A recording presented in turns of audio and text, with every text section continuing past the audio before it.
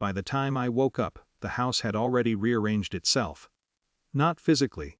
Emotionally. Morning light filtered through the blinds with that indifferent softness that always feels slightly mocking after a bad night. For a few seconds, I lay still, suspended in that fragile space between sleep and awareness. Then I noticed the silence. No footsteps, no coffee maker, no muffled television. Just quiet. My hand reached automatically toward the nightstand, empty. I frowned, checked again. Still empty. The keys were gone. At first, the thought barely registered. Small things disappear in houses all the time, misplaced, borrowed, forgotten. My brain offered routine explanations with sleepy generosity, but something felt wrong. Not panic, recognition, a subtle tightening in my chest. I walked into the hallway. My mother's bedroom door was slightly open. The bed inside was made with unusual precision. My sister's door stood wide open, closet half empty. The air carried that strange, hollow stillness of absence, and suddenly, the night rushed back. Fragments of sound, a door closing, muted voices, movement wrapped in caution. 3 a.m., I hadn't imagined it. I stood there longer than necessary, processing something that already felt inevitable. Of course this is what happened. My sister had always been the one in crisis, the one needing rescue, protection, intervention. Emergencies followed her like weather systems, unpredictable, exhausting, oddly normalized. My mother had always responded the same way. Quiet urgency. Absolute loyalty. Selective honesty. I didn't call anyone. There was no need. By 9:30, my phone rang. "Mom," I answered. "You need to come down here." No greeting, no context, just tension. When I arrived, the scene felt strangely procedural. 2 police officers, a tow truck, and the SUV, or what remained of it. The front end was crushed inward, metal folded with violent efficiency. Glass scattered across the asphalt like something decorative and cruel. My stomach tightened, but not with shock, with calculation. My mother stood near the officers, arms folded, jaw rigid. She was driving too fast. One officer was saying calmly, "She was upset." My mother replied, "Upset?" Such a versatile word. When she saw me, her expression sharpened. "There you are." I said nothing. She walked toward me quickly, voice lowered but vibrating with intensity. "You're going to tell them you were driving." I blinked, not because I hadn't heard, because affectly. "I'm sorry." "You heard me." Her eyes were steady. Certain. Not pleading, commanding. "It'll be simpler, simpler." My gaze drifted to the wreckage. "That's my car." "No," she snapped.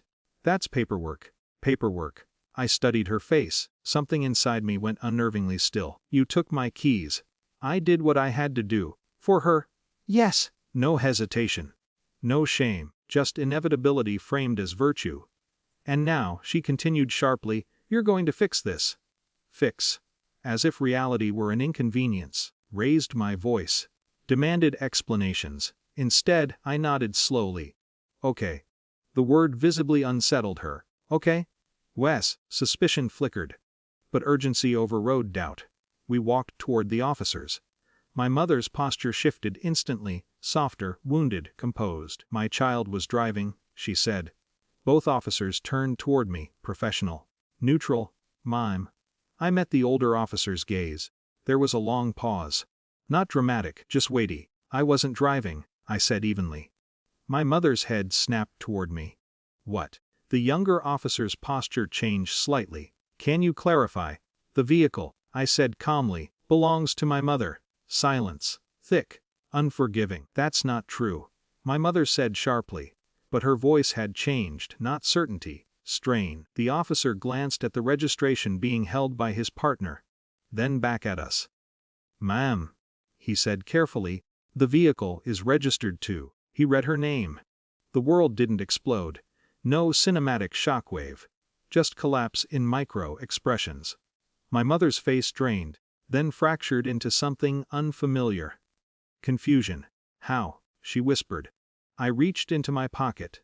Held up the key fob. I said quietly, "Is parked at home." The younger officer frowned. "Was there another vehicle involved?" "No," I said. "Just truth." offered without emphasis. Weeks earlier, something small had shifted inside me. Not anger.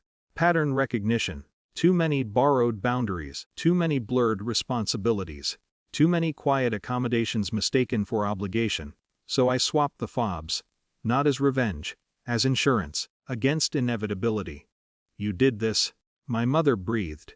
But there was no accusation strong enough to land.